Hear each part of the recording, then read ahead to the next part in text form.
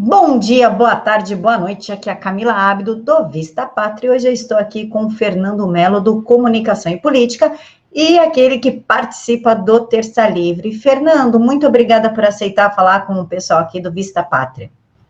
Obrigadão, eu que agradeço, Camila. Valeu, é um prazer. Eu tenho visto que vocês têm feito tantas entrevistas aí, né, com o pessoal da direita. É uma honra para mim estar aí junto com todo mundo que tem participado. Fernando, conta um pouquinho para a gente sobre o seu canal e como você foi parar no Terça Livre. Bem, meu nome é Fernando Melo, moro em Brasília e eu tenho um canal que é o meu canal próprio, que é o Comunicação e Política. Eu criei esse canal durante a campanha presidencial de 2018. Criei o canal porque eu não tinha ainda decidido o meu voto. E eu gosto muito de política, do assunto, né, de ler sobre política, sociologia, sempre gostei. E aí eu falei que, já sei, vou criar um canal de YouTube onde eu vou conversar com as pessoas. A minha ideia era, vou criar um canal, a gente vai bater papo sobre política e tal, e juntos eu quero pegar todo mundo que ainda não decidiu o seu voto e a gente conversar. Vamos ver em quem que a gente vai votar, vamos ver quem é melhor. E aí eu abri o canal e peguei todos os planos de governo, né, os cinco principais ali, Alckmin, Ciro, Haddad, Bolsonaro e Marina, se não me engano, Amoedo também. E aí eu li os planos de governo e comecei a debater os planos de governo no canal. Durante o andamento ali da campanha, a gente foi conversando no canal, chegou um momento que eu abri o jogo com a galera e falei, olha pessoal, pelo que eu tenho lido, pelo que eu tenho visto dos planos de governo, o plano de governo que me atende é esse plano aqui, que foi o plano do Jair Bolsonaro. Eu tenho como história de vida, né, a minha formação é uma formação conservadora. Então, assim, na minha adolescência, eu morei com uma família duas famílias, na verdade, de missionários norte-americanos, né, do sul dos Estados Unidos. E, assim, foi ali eu devia ter 12 anos, até os meus 16, eu morei com eles, então eu tive uma formação ali uma base sólida, né, realmente muito conservadora. E essa base sólida, eu vi ela sendo atendida ali no plano de governo do Jair Bolsonaro. E aí comecei a prestar mais atenção nessa proposta, né, que era a proposta 17, e aí o canal foi. E a gente começou a agregar mais pessoas. Hoje o canal está com um ano, né, a campanha eu abri o canal acho que em agosto, então a gente está com 1 ano e 3 meses, mais ou menos, aí de canal. E aí, ao longo desse tempo também, um dia, o Alan aqui do Terça Livre, ele entrou em contato comigo e falou, não, Fernando, você não quer participar lá? Como a gente está fazendo aqui, né, uma entrevista. E eu vim e participei de um programa aqui no Terça Livre, e aí surgiu esse convite para a gente participar todas as terças-feiras aqui, né, o Boletim da Manhã aqui no Terça Livre, toda terça-feira eu participo aqui. E aí, enfim, a gente acabou fazendo uma amizade, né, hoje eu sou amigo das pessoas aqui do Terça Livre e estou sempre participando aqui, vez ou outra, quando aparece fica vago aí, né, por exemplo, hoje aqui o Alan tá doente, né, não tá com a voz muito boa, eu vim aqui cobrir, enfim, estamos aí participando, tanto lá no Comunicação e Política, como aqui no Terça Livre. Fernando, vamos falar um pouquinho do PSL? Bora. O Jair agora resolveu sair do PSL, inclusive já tem até um partido novo, Aliança pelo Brasil, e aí parece que quando o gato sai, os ratinhos fazem a festa. E eles agora estão propondo diversas pautas pouco republicanas, como o caso de um deputado federal que está se colocando contra o projeto Escola Sem Drogas. Inclusive, ele foi elogiado pelo PSOL, olha o nível que nós chegamos, um deputado do PSL elogiado pelo pessoal do PSOL. O que você acha dessa atitude do presidente de sair do partido e desse momento de revolta, digamos assim, dos que ainda continuam no PSL? A saída do Bolsonaro, eu entendo como é natural. Eu tenho falado um pouco sobre isso lá no meu canal ao longo do tempo, né? Eu não via, Camila, assim, uma opção fora de uma dessas duas que eu vou citar aqui. Primeiro, o Bolsonaro dominar o PSL e se tornar ali o líder do PSL, seja dono ou presidente, enfim, ele dá as cartas no PSL. A outra opção que eu via, que eu enxergava, era o Bolsonaro sair do PSL. Porque o Bolsonaro continuar no PSL sem ser o líder, ele seria um mero membro do PSL. E assim, eu não consigo ver o presidente da República sendo um membro, um simples membro de um partido, ainda mais num país como o Brasil, que é pluripartidário. Então, uma coisa é você ser membro do Democratas, membro do Republicano lá nos Estados Unidos. Outra coisa é você ser membro do PSL. Quem é PSL? Então, assim, eu achei a saída do Bolsonaro do PSL, primeiro, natural. Tinha que ser isso. Foi uma decisão correta. Então, eu acho positivo, não me surpreendeu, como eu estou dizendo, eu só enxergava uma dessas duas. Então, mesmo que o Bolsonaro tivesse se tornado dono, né, o líder do PSL, não me surpreenderia. Ele saindo do PSL não me surpreendeu, e eu acho que é a decisão acertada. Assim, eu não gosto desse modelo pluripartidário, eu não acho legal, não é aquilo que eu entendo como ideal, mas isso é a conversa técnica, né? Aqui no Brasil eu sempre gosto de lembrar, isso aqui é uma selva, então não adianta a gente ficar falando sobre o ideal, na ciência política o que é o certo, não adianta, aqui é tudo meio acochambrado, né? Como diz aí a expressão. Então, assim, eu acho que a gente tem que trabalhar com as regras vigentes do Brasil. E as regras vigentes é o pluripartidarismo. Sendo o pluripartidarismo, eu, inclusive, a minha vontade é que nós não tenhamos o verdadeiro partido de direita. Eu não gosto dessa ideia, porque aqui é pluripartidário. Nós estamos hoje aí com 33, 35 partidos políticos. O que é o verdadeiro partido de direita no meio de 35? Então, assim, eu acho, né, a minha leitura que eu faço para 2020, né, ano que vem, e 2022, que vai ser as próximas eleições majoritárias, eu quero o máximo possível de partidos de direita. Então, assim, se nós pudermos ter aí, são 35 partidos, quisera eu que 20 fosse de direita, né, desses 20, 10 fossem partidos realmente, tecnicamente de direita. Então, assim, eu acho que a regra do jogo é pluripartidarismo, então vamos lá. Liberdade de mercado, não é isso que a gente quer? Então, liberdade de mercado também na política. Vamos ter o máximo possível de partidos políticos de direita. A saída do Bolsonaro, eu acho ótima. A fundação aí desse projeto, né, do Aliança pelo Brasil, é um projeto que só vai sair dessa esfera do objetivo, né, da fala, para passar para o mundo real. Isso só vai acontecer lá em abril de 2020, porque a gente tem aí o tempo da burocracia, que a gente vai ter todo o processo, colher assinatura, aquela lenga-lenga toda. Então lá, até abril, a gente tem aí, se quiser concorrer, em 2020, né, o Aliança pelo Brasil, então a gente tem até abril para firmar esse projeto. Eu acho muito bom, gostei muito. Então, assim, analisando toda a estratégia, a ideia, o nome, eu gostei muito. Eu vejo, assim, nós vamos ter aí alguns arranca-rabos, que eu já estou prevendo, né? Então, tentando pensar lá na frente, Camila. Ontem eles expuseram aí o que é a aliança. O que é a aliança? E eu acho que quanto mais eles explicarem o que é a aliança, mais vai ter briga dentro do eleitorado do Bolsonaro, porque a aliança é a aliança entre conservadores e liberais. E nós temos no eleitorado do Jair Bolsonaro aquele pessoal que está focado unicamente no aspecto cultural, da guerra cultural, Olavo de Carvalho, toda essa leitura, que é uma leitura muito propícia, né? E é obrigatória, tem que ser foco, concordo. Mas hoje no Brasil não cabe um partido puramente conservador. E o Bolsonaro está aí com essa proposta, né, da aliança entre conservadores e liberais. Eu vejo isso de forma positiva. Eu gosto. Eu não consigo imaginar o governo Bolsonaro sem o Paulo Guedes. O governo Bolsonaro sem o Tarcísio. O governo Bolsonaro sem o Ricardo Salles. E a gente está falando de pessoas técnicas que estão ali trabalhando dia e noite, que é um trabalho de princípios liberais. Então, assim, eu vejo de forma muito positiva essa ideia aliança pelo Brasil. Porque hoje, Camila, a gente precisa tanto da guerra cultural, né, de retorno de valores familiares, valores cristãos, como a gente também precisa de emprego, dinheiro no bolso. Não adianta a gente vencer a guerra cultural e ficar todo mundo quebrado, sem dinheiro para tomar uma Coca-Cola, né? Sem dinheiro para pagar a prestação do carro. Então, assim, eu vejo de forma muito positiva. Vi com bons olhos e estou feliz aí com o rumo que essa briga Bolsonaro-Bivar tomou.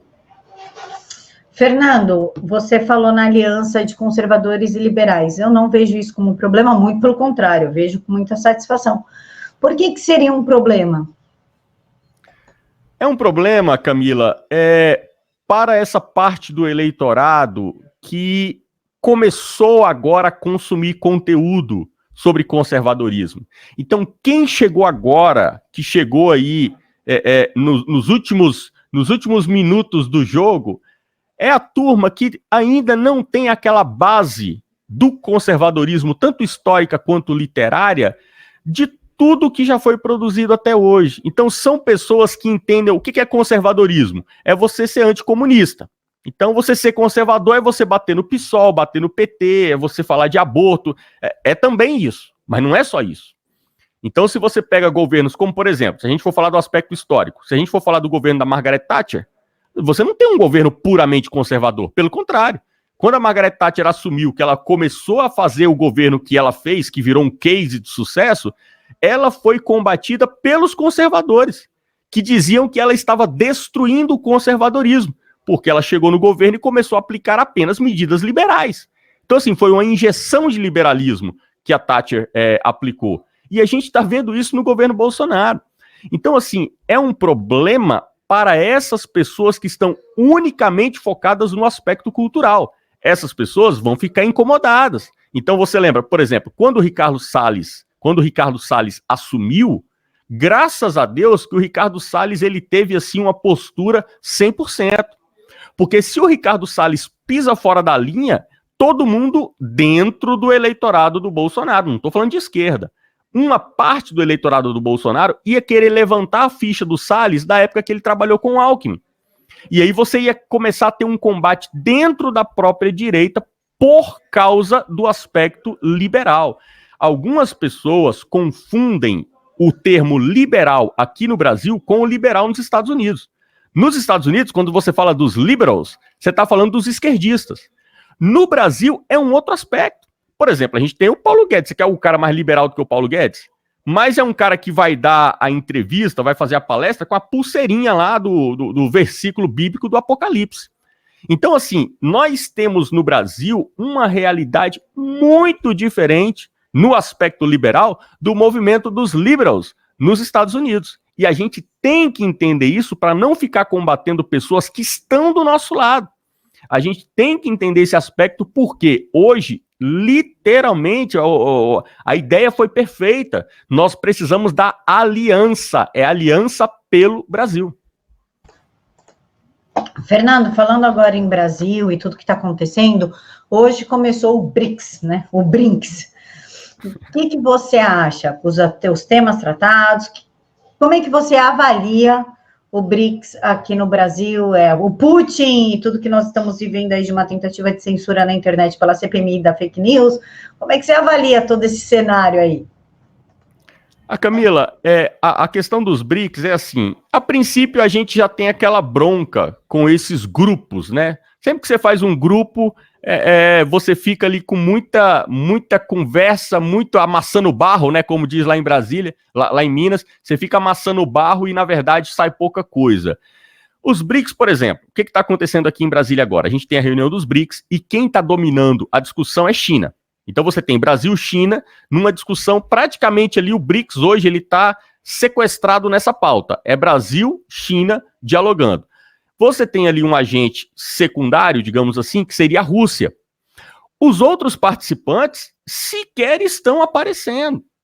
Porque o que está focado hoje no Brasil, nesta reunião do BRICS de agora, é os acordos econômicos, financeiros. É investimento, é dinheiro. O mundo inteiro, a economia está arrefecendo no mundo inteiro. Então você tem o mundo inteiro, vários países entrando com deflação. Isso é péssimo para negócios. E a gente está falando de negócios aqui no aspecto liberal de direita, não estamos falando do aspecto da esquerda, não, que fala de negócio, é aquele negócio demonizado, né? Os investidores, os aproveitadores das taxas de juros. Não, a gente está falando de geração de emprego. Então o Brasil precisa aquecer a sua economia da mesma forma que a China, que vinha crescendo 13% ao ano, 11% ao ano, agora já reduziu, está no 1 dígito. Então, tanto o Brasil quanto a China querem aquecer os seus mercados.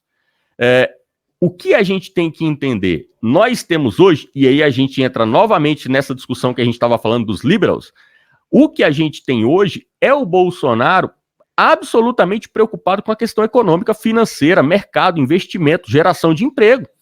E por isso Bolsonaro está tendo diálogos muito profícuos com a China.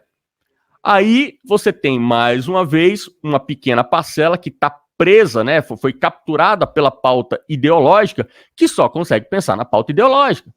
E estão vendo com maus olhos essa discussão, esse diálogo Brasil-China. Ah, mas a China vai vir fazer rede 5G no Brasil. Ah, mas a China vai investir em tecnologia no Brasil. A China vai entrar no aspecto na área da telefonia. Então, assim, você fica sempre preocupado com o aspecto ideológico. Eu lembro, mais uma vez, do que adianta destruir o Foro de São Paulo e o Brasil inteiro quebrado, sem dinheiro no bolso. Então, todos nós que estamos aqui, a gente, lógico, todos nós consumimos o máximo de conteúdo possível sobre guerra cultural, a gente sabe o mal que é a Farc, não apenas na América Latina, mas no mundo inteiro. Mas o governo Bolsonaro hoje, eu vejo ele muito parecido com o cenário da Margaret Thatcher. Quando a Thatcher assumiu, não adiantava apenas ela falar sobre os valores morais e éticos. Ela tinha que tratar do aspecto financeiro. Gente, não existe paz social sem dinheiro. Não existe paz social numa sociedade onde o pai de família não tem dinheiro para pôr comida na mesa. Então não adianta a gente ficar preso aqui, capturado na pauta ideológica e achar que vale qualquer preço para ficarmos apenas na pauta ideológica. A gente tem que tratar da pauta econômica. A gente tem um Brasil para reerguer. O Bolsonaro ter sido eleito não reconstruiu o Brasil num estalar de dedos, não. Então, assim, nós ainda estamos vivendo num Brasil pós-apocalíptico, que foi o governo da Dilma. E esse Brasil precisa ser reconstruído, primeiramente, no aspecto econômico e também, em paralelo, no aspecto da segurança pública. Foi aí a pauta, né? O braço direito e esquerdo ali da campanha do Bolsonaro. Era Paulo Guedes e a segurança pública, que depois do início do governo se personificou nesse herói brasileiro que é o Sérgio Moro. Então hoje você tem o governo Bolsonaro, ele embasado em Paulo Guedes e Sérgio Moro, economia e segurança pública, e tem trabalhado muito bem, se você pensar que a gente está reduzindo taxa de homicídio, o pior crime que tem, que é tirar a vida, a gente está reduzindo taxa de homicídio a 22%. E a questão econômica? Mercado de emprego está crescendo, juros caindo. Então, assim, nós temos a proposta do governo Bolsonaro está sendo executada com maestria. Então, eu vejo hoje um cenário muito positivo. O BRICS vem para fazer o quê? Pelo que eu tenho visto aqui em Brasília. O BRICS 2019, ele vai ser, basicamente, relações comerciais Brasil e China. Fernando, existe alguma possibilidade do Trump ficar receoso com esse diálogo entre Brasil e China e afastar o país da OCDE? Olha, Camila, pelo que eu tenho visto, não. Então, assim, pelo que eu tenho visto, os Estados Unidos, eles estão também com o mesmo posicionamento do Brasil. Então, assim, nós costumamos ver, né, os Estados Unidos como aquele país que, por ter cash, né, por ter dinheiro em caixa, ele pode pagar para manter uma pauta ideológica. Mas, na prática, se você for observar as negociações que o Trump tem feito, o Trump ele tem se relacionado com diversos países ao redor do mundo. Nem o Trump está pagando para ficar unicamente restrito à pauta ideológica. O Trump também está preocupado com os Estados Unidos não está num tempo onde eles podem pagar para ter apenas aquele aspecto cultural sendo mantido, aquele aspecto ideológico. Então, os Estados Unidos também estão mantendo diálogos, estão mantendo negociações com países árabes, com a Ásia. Está todo mundo no mesmo jogo, né? A gente sabe do combate cultural, a gente sabe do combate moral, do combate ético contra todo esse movimento progressista que se expande em todas as áreas da sociedade, de meio ambiente até sexualização de crianças. Agora, isso tem que ser uma frente de batalha, não pode ser toda a guerra. Pelo que eu tenho visto, o alinhamento do governo Bolsonaro com o governo Trump, ele é de 100%. E eu não tenho enxergado no horizonte a menor possibilidade de ter aí uma briga do Bolsonaro com o Trump, né, relações internacionais, Brasil e Estados Unidos. Por último aqui, lembrando o seguinte também, Camila, lembra quando no começo do ano, assim que Bolsonaro assumiu, ele começou a tratar das questões da Embaixada do Brasil lá em Israel. Todos os jornalistas do Brasil, em uníssono, falaram que agora o Brasil acaba, porque o Bolsonaro vai destruir as relações comerciais Brasil-países árabes. Agora os terroristas vão querer vir para o Brasil, porque o Brasil está se aliando a Israel. Por acaso o Brasil abandonou a sua aliança com Israel? Por acaso o Brasil deixou de se aliar com a causa de Israel, na questão Israel-Palestina? De forma nenhuma. E Bolsonaro acaba de fazer um tour pelos países árabes e voltou com 40 bilhões de reais em investimento para gerar emprego no Brasil. Então, assim, essa turma, que é a minoria, mas essa turma que está bitolada apenas na questão da guerra cultural, ela não tem ali um eco dentro nem do governo norte-americano, nem do governo brasileiro. Fernando, falando em ideologia, esse campo mais ideológico cultural, Venezuela, né? Porque a gente pensa em campo ideológico, a gente lembra do comunismo, impossível não pensar única e exclusivamente na Venezuela. Você acha que existe alguma possibilidade da Venezuela se posicionar como os bolivianos e expulsar o Maduro de lá? Camila, é difícil a gente falar. Isso é o que tem que acontecer, porque não tem outra solução. A gente tem que entender, algumas pessoas não entenderam lá no começo do ano, quando o mundo se reuniu com aquelas discussões que foram encabeçadas por Colômbia, Brasil e Estados Unidos, junto com Juan Guaidó, o mundo inteiro estava envolvido ali naquela discussão para falar como resolveremos a questão Venezuela. Lembra que o Trump ele até falou, não, as cartas estão na mesa, né? Todas as cartas estão na mesa, dando uma pressão ali militar mesmo. Não, estamos dispostos até a ir para a guerra. Mas, assim, são jogadas diplomáticas, né? A diplomacia é a guerra sem arma de fogo. Então, assim, diplomacia é guerra também. Só que você não usa arma. Então, você tem duas guerras, a guerra militar armada e a guerra diplomática. Foram no campo diplomático e extraíram tudo que era possível extrair da guerra diplomática. E na diplomacia não venceram. Por quê? Porque a questão Venezuela, ela só pode ser resolvida, e é assim mesmo, a questão Venezuela só pode ser resolvida pelo povo venezuelano. Não tem como o Brasil, não tem como os Estados Unidos decidirem se o presidente é o Guaidó, se é o Maduro. Não dá. Não tem como. Da mesma forma que a questão Brasil só pode ser resolvida por nós brasileiros. E temos que defender isso. Porque é isso que mantém a estabilidade política em todo o Ocidente. Então nós temos que defender esse aspecto, temos que entender esse aspecto e a bola foi devolvida para o povo venezuelano aqui no começo de 2019, dizendo que, olha, povo venezuelano, vocês têm que resolver essa questão. O que entrava, o que está empatando o jogo na Venezuela, a gente sabe, são as Forças Armadas, é o Exército, que hoje é cooptado pelo Maduro por dinheiro, é extorquido ali, corrupto, né? É um exército corrupto que se vendeu para o Nicolás Maduro, e sem o exército do lado do povo, o povo venezuelano não consegue tirar o Maduro. E eu quero lembrar um aspecto também que eu vejo ignorado em muitas análises que eu assisto, que eu ouço na mídia. Na Venezuela, o Nicolás Maduro, ele tem muito apoio popular. Às vezes eu vejo pessoas de direita falando aqui no Brasil, dando a impressão de que ninguém gosta do Maduro. Gente, a Venezuela hoje é um país quebrado. Estão sentados em cima de poço de petróleo, estão sentados em cima de ouro, mas é um país quebrado.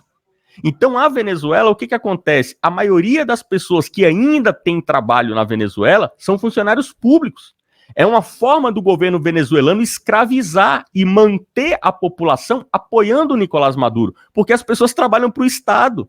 O cara que é funcionário público na Venezuela, não tem como ele se revoltar contra o Maduro. Então o Maduro ele ainda utiliza essa ferramenta de escravização e mantendo um apoio popular, sim, a ele. Então a população venezuelana tem que abandonar o Maduro. E o exército venezuelano também tem que abandonar o Maduro. E esses dois se unirem. A partir do momento que eles se unirem, acontece o que aconteceu com o Evo Morales. O Evo Morales saiu corrido do seu país, por quê? Porque ele não tinha apoio popular mais. A população se revoltou contra ele.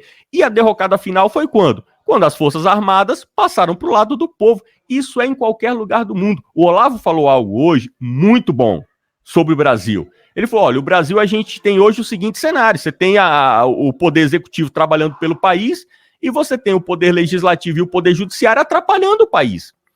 Quem é o fiel da balança? Quem é que vai desempatar esse jogo? O Exército. Quem o Exército apoiar, vence. Então, se as Forças Armadas brasileiras passarem para o lado do STF, a bandidagem vai ganhar. Se as Forças Armadas brasileiras ficarem ao lado do Palácio do Planalto, ficarem ao lado do Poder Executivo, o povo vai vencer. Então, essa é a realidade hoje, aqui no Brasil e também aí nos outros países da América Latina. Desculpa, Fernando, porque está aberto a tela, eu apertei sem querer aqui. Fernando, aproveitando que a gente está falando em Venezuela, hoje teve um confronto na Embaixada da Venezuela, onde inclusive os meninos do Movimento Brasil Conservador foram agredidos, teve aquele rolo todo. O que você acha dessa ação de quebra-quebra na Embaixada dentro do Brasil? O que aconteceu? Qual foi o estopim? Por que chegou a isso e como é que parou?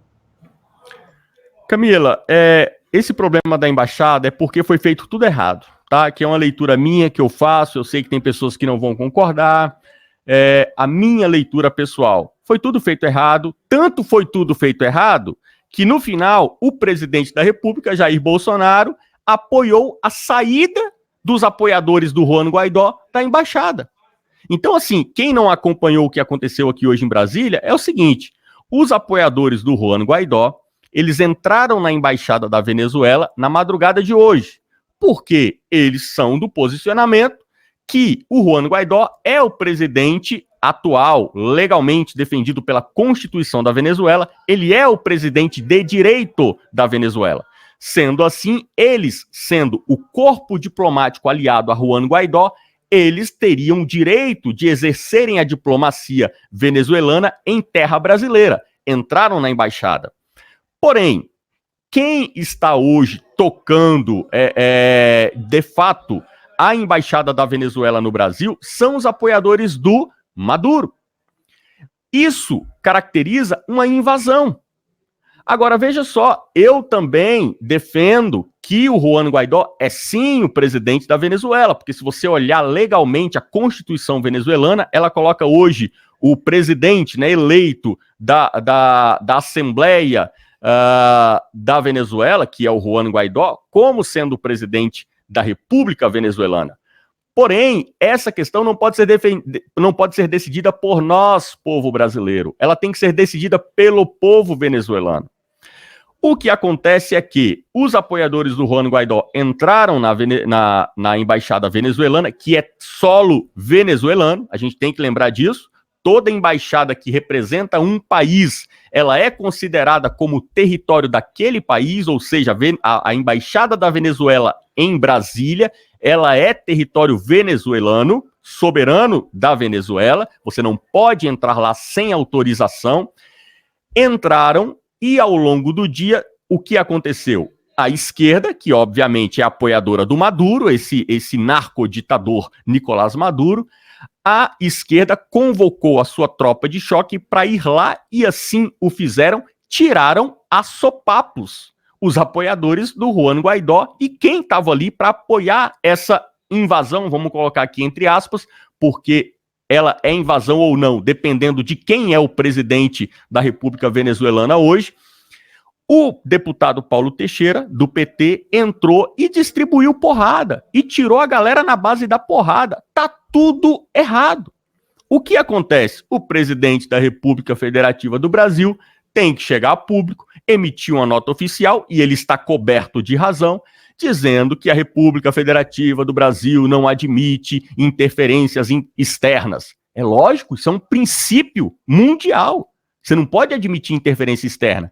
Imagina agora se a embaixada do Brasil na Colômbia, na Argentina, na Venezuela, começa a falar, não, nós consideramos o Lula como presidente do Brasil e não o Bolsonaro. Aí entra na embaixada, dá porrada nos embaixadores, no corpo diplomático e coloca os petistas lá na embaixada. Não tem cabimento, ia dar guerra um trem desse.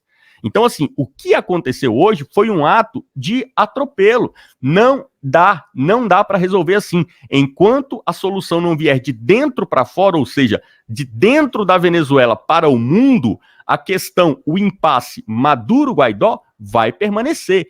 E lembrando, mais uma vez, para finalizar, para ficar reforçado aqui, nós, povo brasileiro, não temos como resolver esse impasse. Cabe unicamente ao povo venezuelano resolver essa questão. Fernando, falando em povo venezuelano e esse quebra-quebra de hoje, qual a probabilidade, como você analisa, que as manifestações chilenas, aquela violência que está acontecendo lá, venha para o Brasil? Camila, a possibilidade, eu não posso dizer que ela não existe, né? A gente sabe que a possibilidade existe. Nós temos uma grande vantagem aí, nós temos um fator que está totalmente ao nosso lado.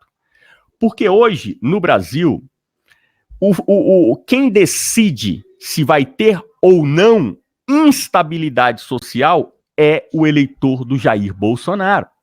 Então, isso é uma carta na manga que a gente tem. O que aconteceu no Chile?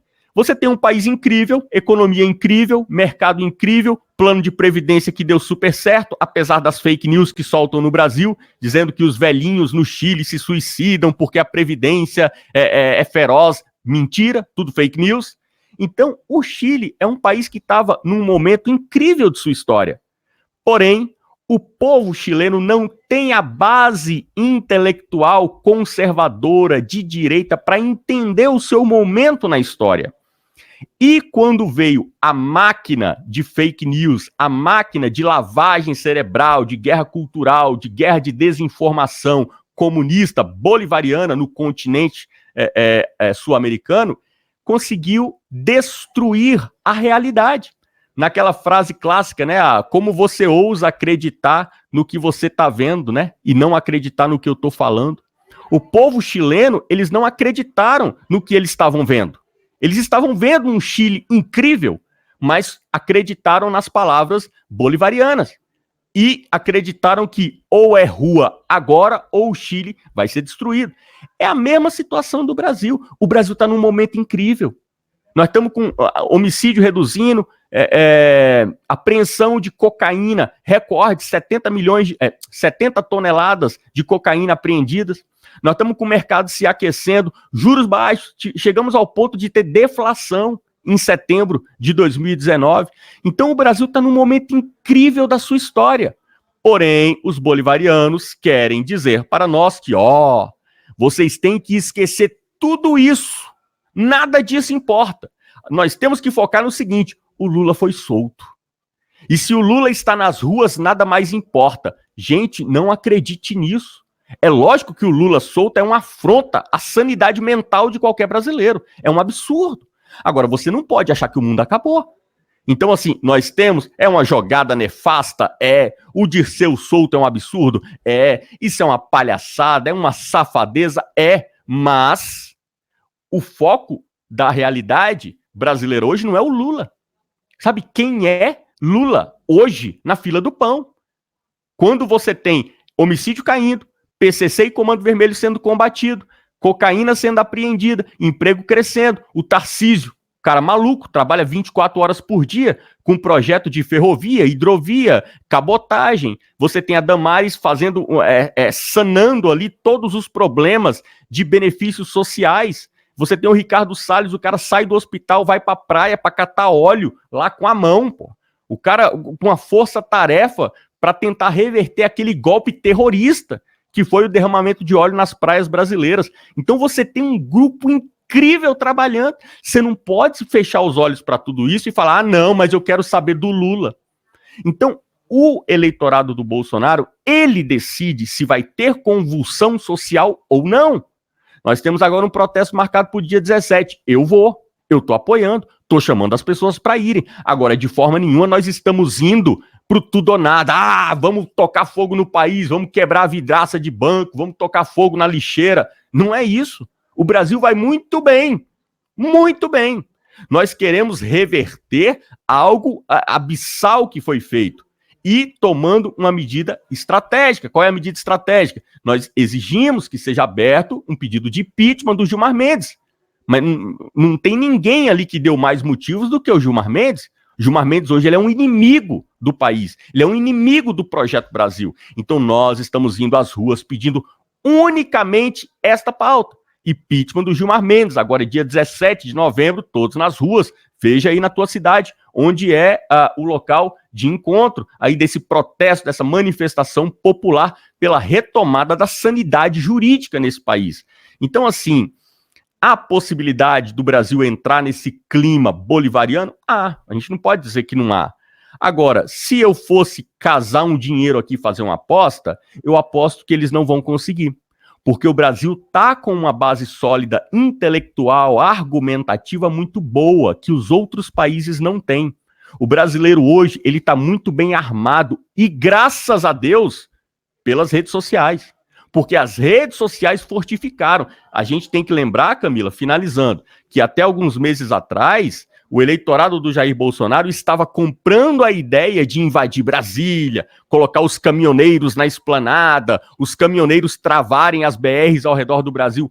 Esse é o plano bolivariano. Se você bloqueia o desenvolvimento econômico do ministro Paulo Guedes, você destrói o Brasil. E o povo, sem dinheiro no bolso, ele abandona qualquer projeto ideológico e político. Fernando, a pauta do dia 17 é única e exclusivamente o impeachment do Gilmar Mendes. E estão nos acusando de proteger o Toffoli por causa do Flávio, sendo que sequer existe um processo contra o Flávio, não existe nada contra o Flávio, eu não sei aonde que o Toffoli poderia proteger o Flávio nessa situação. Pergunto, por que não pedir do Toffoli também, se ele deu aquela canetada que parou o COAF, para proteger Gilmar Mendes, a Guiomar Mendes, a esposa do Gilmar Mendes, e a esposa do próprio Toffoli, que caíram na Receita, né, as transferências bancárias, a mesadinha e tudo do Toffoli, entre o Toffoli e a esposa. Por que, então, não colocar o Toffoli junto, se ele também é um câncer dentro do país que está ajudando a destruir? Aí, Camila, é puramente estratégia. É só estratégia, nada mais. A gente tem que pensar o seguinte, quanto mais você expande o teu horizonte de trabalho, menor a tua probabilidade de sucesso. Se nós formos tratar todos os cânceres do país, a gente vai fazer um protesto multiforme, um protesto plurifocal, não tem como. Porque ali, se nós pegarmos quem são ali os ministros do STF que nós odiamos, que a gente sabe que não presta, você tem o Toffoli, o Gilmar Mendes, você tem o Marco Aurélio e o Lewandowski, para colocar só 4. Não vamos falar dos outros não, né? Vamos falar aqui só dos mais problemáticos, esses 4. Agora, o que nós estamos fazendo? Teve o protesto agora dia 9 de novembro. Qual foi o resultado efetivo? Vamos falar aqui de efetividade. Faz de conta que a gente está numa empresa privada que busca, em cada ato seu, ter um resultado efetivo. Qual foi o resultado efetivo do protesto do dia 9? Nenhum. É lógico que não foi nenhum, não tinha pauta efetiva. Vamos fazer um protesto contra a derrubada da prisão após segunda instância. Ok, o que você esperava que acontecesse? Que o STF conclamasse ali uma nova reunião de emergência, um novo julgamento e anulasse aquela sessão do julgamento anterior que derrubou a prisão após segunda instância? Isso é impossível. Então, assim, o que nós temos dito é preciso ter objetivo, é preciso ter estratégia. Então, nós vamos fazer o protesto. Não é o último protesto da República, não. Nós vamos fazer um protesto focal. Nós vamos lá exigir que o Senado Federal abra um processo de investigação. Veja bem, não é derrubar o Gilmar Mendes na porrada, não. É abrir um processo de investigação, que é o que a Constituição nos permite. Abrir um processo de impeachment, para você investigar as questões relacionadas aí financeiras do Gilmar Mendes. Vamos investigar, quem sabe o cara é inocente. Se ele for inocente, no final ele vai ser inocentado. Mas se ele for culpado, o Senado Federal, pela Constituição, pode aplicar ali um impeachment do Gilmar Mendes. Eu acredito, digo para você, Camila, com toda honestidade e sinceridade, eu acredito que nós temos chances altíssimas de tirar o Gilmar Mendes do STF em curtíssimo prazo. Como? Nós temos ali os ministros que se acham semideuses. Quando o Gilmar Mendes ver toda a população do Brasil na rua, gritando que o odeia, que sente nojo dele, que ele atrapalha o país, que a população o despreza, eu vejo chances altíssimas do Gilmar Mendes fazer o mesmo que o Joaquim Barbosa fez. O Joaquim Barbosa, ele pediu a sua aposentadoria, ele adiantou a sua aposentadoria porque ele estava sendo pressionado pela bandidagem. A bandidagem estava ameaçando até os familiares do Joaquim Barbosa de morte. Joaquim Barbosa falou, quer saber? Não vale a pena. Pediu para sair. Aqui no caso do Gilmar Mendes é o oposto. Ele está sendo pressionado não pela bandidagem, porque a bandidagem está do lado dele. Ele está sendo pressionado pelo povo. Eu acho, a minha leitura, é que a ameaça popular ela é ainda mais, mais forte do que a ameaça da bandidagem. Porque para quem vive de ego, como esses ministros do STF vivem, e cercados de uma força policial tremenda, eles têm muito mais medo de serem desprezados do que de serem vítimas de um Adélio da vida. Porque um Adélio jamais chega perto de um Gilmar Mendes. Nenhum de nós aqui, seres mortais, tá andando no shopping, vai no cinema com as crianças e bate com o Toffoli. O Toffoli, o Gilmar Mendes, esses caras, eles vivem em outra esfera. Então você, na base da violência, você não alcança um cara desse, ele vive em outro mundo. Agora, na base do desprezo, você alcança. Então eu acredito realmente que nós temos chances altíssimas do Gilmar Mendes, nos próximos dias, semanas, ele pedir para adiantar a sua aposentadoria e fazer aí uma nota de desagravo e tal, e vai fugir lá para Portugal, vai lá comer os bacalhau dele e tomar os vinhos do Porto que ele adora tomar. Fernando, desculpa que eu achei engraçado. Desculpa. Fernando, muito obrigada por ter aceitado a falar com Vista Pátria, por toda a atenção que você deu, respondeu as perguntas de forma contundente, certeira. Muito obrigada mesmo por toda a atenção que você nos deu. Você gostaria de fazer aí suas considerações finais, falar do seu canal, avisar que está aqui na caixa de informação o link do seu canal? Você gostaria de fazer as considerações finais? Claro, obrigado. É um prazer, né? Mais uma vez aqui, agradeço a você, Camila. Valeu, tenho acompanhado o seu trabalho, tenho acompanhado aí os últimos acontecimentos aí. A gente se viu lá no CIPEC, né? A tua história aí é uma história muito interessante, assim. A gente realmente, nós temos que... a parte do eleitorado aí do Bolsonaro adora falar, a direita tem que se unir. Eu acho que a direita está passando num tempo de depuração. E nessa depuração a gente viu quem realmente está aqui pelo Projeto Brasil, naquele lema Brasil acima de tudo, e quem está aqui por um projeto pessoal. Eu quero a SECOM, eu quero a cultura, eu quero ser o dono do eleitorado, eu quero ditar as regras. Esses caras que estão por projeto pessoal, eles já mandaram, já picaram a mula aí, e ainda tem alguns, vão picar a mula também. Agora, essa direita que realmente está querendo trabalhar por um Brasil melhor e que está, inclusive, pagando um preço aí, como diz a expressão, né, cortando na própria carne, esse grupo sim, esse grupo tem que se unir. Eu estou aqui à disposição, aí sempre que você quiser me entrevistar, enfim, o que eu puder ajudar, né, que não é muito, mas o que eu puder ajudar, eu estou à disposição. Eu tenho lá o meu canal no YouTube também, Comunicação e Política. Peço que as pessoas visitem, se inscrevam, assiste, né? Vai lá, assiste, vê se você gosta. Se você gostar, você se inscreve. Agradeço muito o teu like, teu compartilhamento. Nós lançamos aí também um curso agora, que é um curso de militância política. É um curso que a gente está ensinando às pessoas o que é o conservadorismo, qual a diferença entre esquerda e direita, ou qual é o papel da intelectualidade, da vida intelectual no movimento conservador, e ensinando você a militar politicamente. Por que é interessante você ser um militante político? Então eu peço, entra aí no YouTube, digita lá no campo de busca, Comunicação e Política. Entra lá, conhece o nosso canal, se inscreve, você vai estar apoiando um canal que, uma coisa eu garanto, é um canal honesto, um canal que realmente está trabalhando aí pelo Brasil. Obrigado, Camila, valeu demais, brigadão aí, estamos à disposição. Pessoal, para facilitar o trabalho de vocês, o link do canal dele está aqui na caixa de informações. É o primeiro link, clica lá, curte e compartilha, porque nós da direita precisamos sim muito do apoio de todos vocês, porque vira e mexe nós somos aí talhados pelo Twitter, pelo YouTube, Facebook. Então, quanto mais apoio vocês puderem dar, melhor para a gente, até para poder trazer um conteúdo honesto para vocês. Fernando, muito obrigada por tudo. Pessoal, muito obrigada por ter nos assistido até aqui. Fiquem todos com Deus e até mais.